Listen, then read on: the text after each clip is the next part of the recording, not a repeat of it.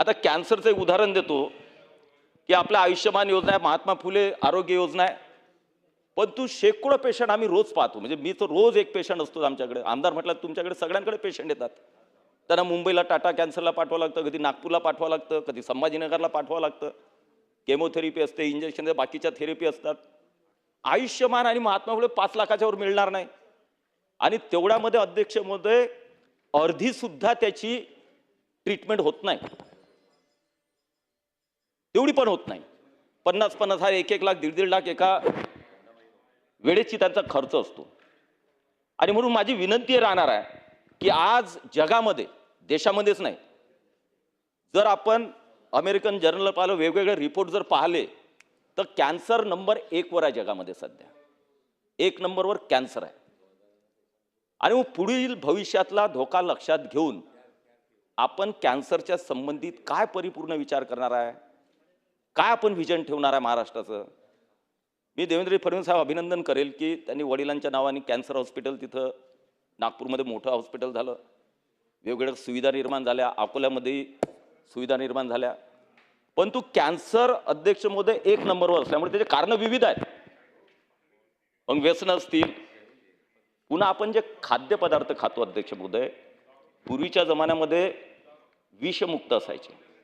आज तर आपण इन्सेक्टिसाइड, पेस्टिसाइड एवढं करतोय की कितीही तुम्ही जीवनशैली चांगली जपा, पण तुमच्या शरीरामध्ये खाण्याच्या माध्यमातून काही ना काही प्रमाणामध्ये हे केमिकल गेल्याशिवाय राहतच नाहीत. आणि त्यामुळे कॅन्सरचं प्रमाण हे दिवसेंदिवस वाढतोय. महिलांमध्ये ब्रेस्ट कॅन्सर असेल, सर्व्हायकल कॅन्सर असेल, विविध प्रकारचे महिलांमध्ये वाढत आहेत. पुरुषांनी इंटेस्टाईनचे असेल, तोंडाचे असेल, घशाचे असेल. आणि म्हणून माझी विनंती राहणार आहे की आरोग्य खात्याच्या या विषयामध्ये आपण, ठीक आहे, सुविधा स्टेप बाय स्टेप निर्माण होतील. डॉक्टरांची भरती हा सगळ्यात मोठा विषय, त्याकडे आपण पूर्ण लक्ष द्यावं आणि द्यावंच लागणार आहे.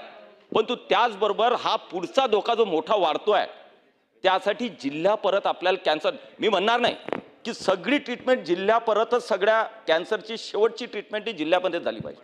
परंतु कमीत कमी अध्यक्ष महोदय डिटेक्शन तेवढं तरी जिल्ह्याच्या मध्ये झालं पाहिजे ना.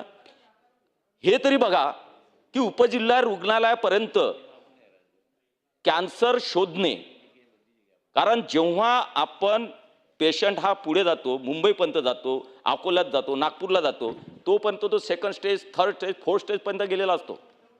आणि कॅन्सरमध्ये असे नाहीत, इंटेस्टाईन कॅन्सर म्हटलं तर समजत नाही, 3ऱ्या स्टेजवर गेल्यावरही तोच धडधाकड असतो. किडनीचा कॅन्सर झाला तर समजतच नाही, चालता फिरता असतो एकदम बढिया. पण जेव्हा त्याचा चेकअप होते तेव्हा 3ऱ्या स्टेजमध्ये गेलेला असतो, पुढे काही होत नाही, पुढे ट्रीटमेंट व्यवस्थित होऊ शकत नाही, तो पेशंट वाचत नाही. आणि मग पहिल्याच स्टेजमध्ये सुरुवातीलाच त्याचं जर निदान झालं अध्यक्ष महोदय, आणि ती व्यवस्था, कमीत कमी निदानाची व्यवस्था हे उपजिल्हा रुग्णालय केंद्रापर्यंत कॅन्सरची व्हावी, ही अपेक्षा या प्रस्तावाच्या निमित्तानं मी शासनाकडे, आरोग्य मंत्र्याकडे करणार अध्यक्ष महोदय.